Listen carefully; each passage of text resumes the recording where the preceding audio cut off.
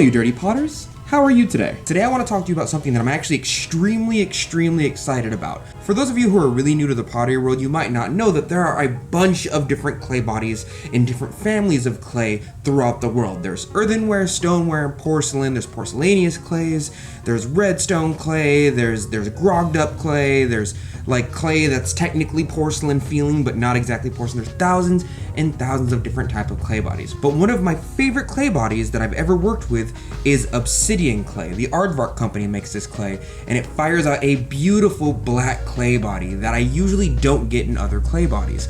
But it kind of has a problem. The main problem that most people run into when working with this obsidian or even darker clay bodies in general is that it usually has a lot of contaminants and colorants that make it this dark. And sometimes a lot of those, if they don't burn out or even if you overfire it, end up causing what we call bloating in the ceramic art world.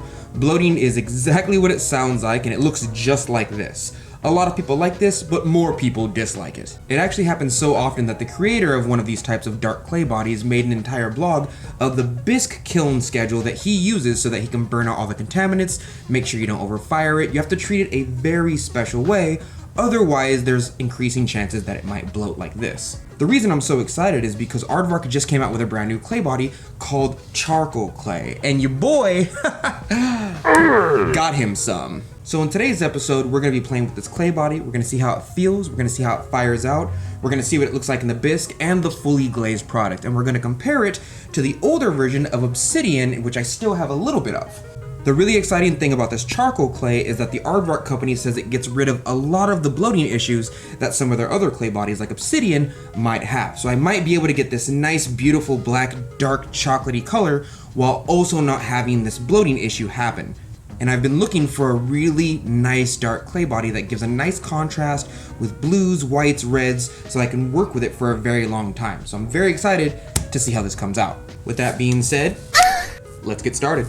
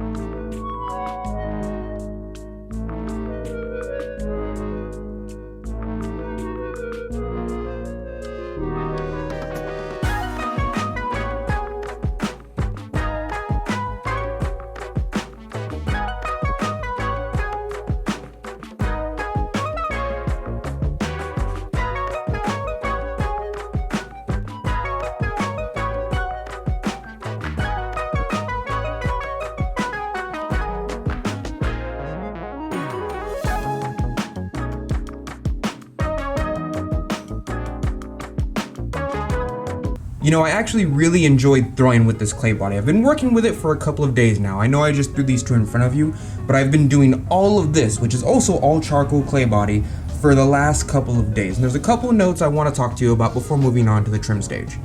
Number one, if you've ever worked with a clay body called B-mix or B-mix with grog, as a lot of us do in our homesteads, this clay body has a bit more tooth to it than B-mix with grog. I always feel like working with a new clay body, I'm always worried that it's gonna have so much tooth or so much grog inside of it that it's gonna like exfoliate and hurt my hands. This doesn't really do that, and people prefer B-mix with grog because it still has a bit of tooth to it, so you can sculpt with it and build with it without worrying about it like tearing your hands apart. This clay body doesn't do that. I've been working with this clay body for about 2 days now, and my hands are just fine. Secondly, because of that, I think this would be a fantastic sculpture clay. I haven't sculpted with it yet, but I think because the amount of grog it has in it and the amount of tooth, I think it'd be a fantastic throwing clay. Obsidian clay body has less tooth than this, a bit less grog. The third thing is that you really can't stretch your water with this kind of clay body. It really eats water. I was noticing myself grabbing a bit of water every single step of the way through the process of throwing these forms. And usually something like another clay body with less grit and less grog in it, you can kind of grab some water, do one form and do a second form, 2 steps, cone up and down, center, a little bit more water, open up and then form, tiny bit more water, and then form the body, and maybe 2 or 3 times in the bucket. This took about 5 hand dips in the bucket because the grit of this clay body absorbed and ate so much of the water that I had to grab a bit more water. So I really enjoyed the throwing experience with this. Now we're gonna let this dry and we're gonna see how it feels while trimming.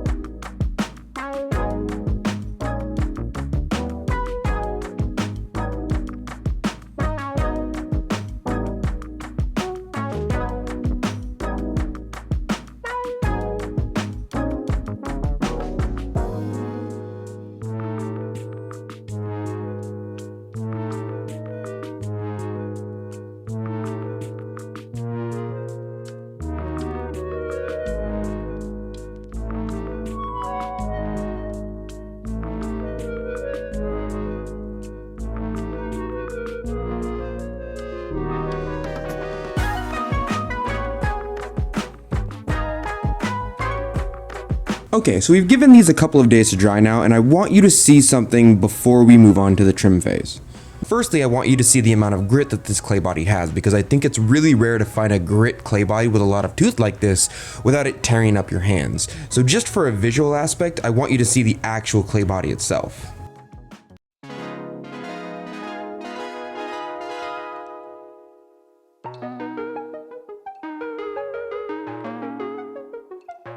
Secondly, and I know this point seems weird, but I do this whenever I get a new clay body, I messed around with this the other night. I made some mugs with this, and at the end of those mugs I decided to attach some handles, and what I generally do whenever I get new cups like this is I will be very, very abusive to the clay body and see if I can just mess it up as much as possible to see how much forgiveness it gives me whenever I'm working with it. And it's not that bad. This was a leather medium clay body, and this was a completely wet, super soggy handle that I just slapped on there, and I even slapped it on with the wrong slip. Generally speaking, if you do that to most clay bodies, they'll start to crack, they won't attach as well, the scoring and slipping process won't really go that great, and it'll look ugly. Granted, it looks ugly because, you know, I did it with the wrong slip on purpose, but I don't see any cracks down here at the bottom.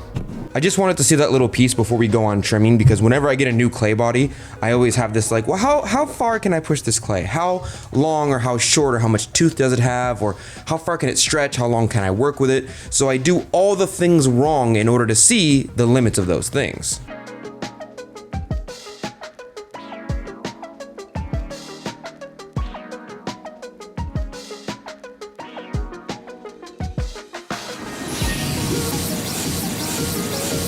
Okay, so we got our first pieces out of the bisque, and before we move on to the glaze product, I want to point out one small thing. So this on the left is a greenware product, while this on the right is a bisqueware product. You can usually tell by the sound they make versus the bisque product over here, which makes usually a louder tinging sound.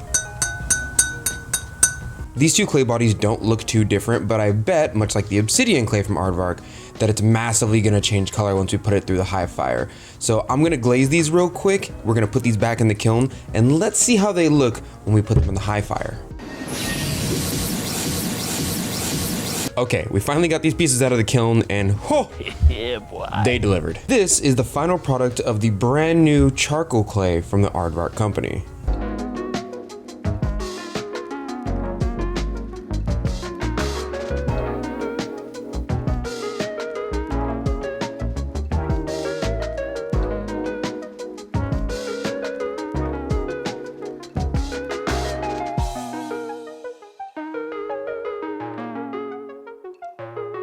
There's a couple things I want to say about this clay body and subsequently every other clay body that you might see of this type. A lot of beginners seem to think that the color of the bag of clay is the color that you're going to get when you get the finished product. That is extremely untrue. Don't make the mistake, especially if you're a beginner, of going into the store and thinking, oh, that's brown clay, it's going to fire out brown. That is untrue. At the beginning of this journey, our clay body essentially looked like this, and this is the dried state of it. I have another clip where I can show the wet state of it versus the dried state of it, and even those two clay bodies look a little bit different. Many people will message me on Instagram and Twitter and ask me like, oh, I got a bag of clay and it didn't come out the right color, and it's not so much that it didn't come out the right color, it's more so that you've never seen a finished product of that color. You just looked at the bag of clay and thought that was the color. This is the prime example of that. These are the same clay body. Keep that in mind when you're buying clay. This is a fantastic clay body. I'm very happy that Aardvark is holding it, and I'm probably gonna hold this in my gambit of clay from now on. There's a couple of things I'd like to go over, some good, some bad, before I really dig into this clay body. Number one, this is a darker clay body than the obsidian if you look really closely. This is the obsidian clay body. This is the one that I was talking about, like bloats and pits all the time and does these crazy things, and I very rarely get like 1/8 of a good product out of this unless I do a very special kiln load, which takes a lot of work. It affects the rest of the heat work in my kiln. If I'm mixing this clay body with other clay bodies like B-mix or something like that, it affects those clay bodies. Like, I just don't want to go through with doing a whole kiln load of obsidian. So this clay body is obsidian, and this is the charcoal one. I was hoping for something near as dark as obsidian. It turns out to be even darker in its final phase. I am extremely happy with it. The second thing is that it takes color really well. This is under glaze and it looks just fine on the clay body. This is natural cone 6 glaze and it looks very good on the clay body. A large problem with darker clay bodies is that the glaze will usually react with whatever is making the clay body this dark and will kind of mess up the glaze from what you intend it to be. This didn't seem to do that. This is my Laogai green on a normal clay body. This is it on the charcoal clay body, and it seems to be doing just fine. There's no real issues with it. It comes out nice and green, and I'm really happy about this because this is not normal for a dark clay body. Usually dark clay bodies somehow mess up my glaze chemistry, somehow. Oh, actually, I did do some other experiments. I didn't just do these weird goblet looking things off screen, and I want to show you those too. I have a set of bowls that look beautiful with this clay body.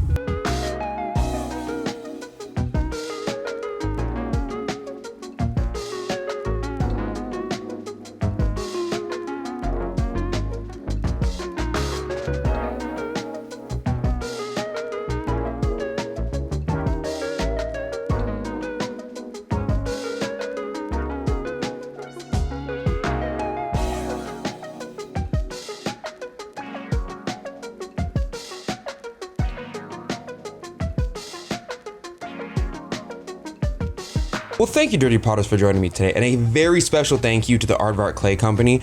I love this clay body. I'm actually very happy you made this clay body because I was messing with other darker clay bodies, and it's getting to the point where I was like, I'm just gonna spend 5 years making my own clay body because I'm so tired of all these other crappy darker clay bodies that don't turn the black that I want, that beautiful dark rich black that charcoal's giving me right now, but at the same time, like, the ones that do give me so many problems, and it seems like Aardvark really hit the nail on the head with this clay body.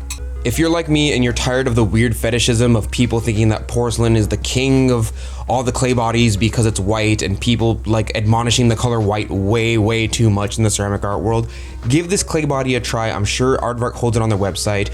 Real quick note, they are not sponsoring me whatsoever. I am not being sponsored by them. They gave me this clay body to test out, and I'm so impressed with it that I just wanted to make a video about it because it fixes so many issues that I've had for so many years with darker clay bodies. I didn't have to do anything special with my kiln. I didn't have to use different colors. I didn't have to do like a special firing or hold anything like that. It just worked right out the gate along with all my other clay bodies that I can put in the same bisque and the same glaze load, and that is utility that I really needed in my life. Well, thank you, Dirty Potters, for joining me today. I know this was like our first clay review, but if you like this type of content and you want companies or something like that to send me more clay bodies to do more videos like this, let me know down in the comments below and I'll see what I can do. I'll contact some companies on Instagram or Twitter or whatever, and I'll see if they might want to have me do a clay review episode. Kind of like our Glaze review videos. We have a whole playlist of that. We might do like a clay review section. Who knows? If this gets enough traction, we might start that avenue. But thank you, Dirty Potters, for joining me today. Remember to click all the YouTube buttons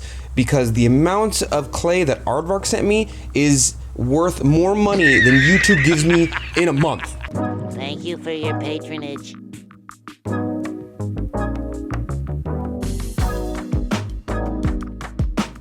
I don't want the tri-dark clay bodies, Donte. I like the white ones. The dark ones are just so dirty.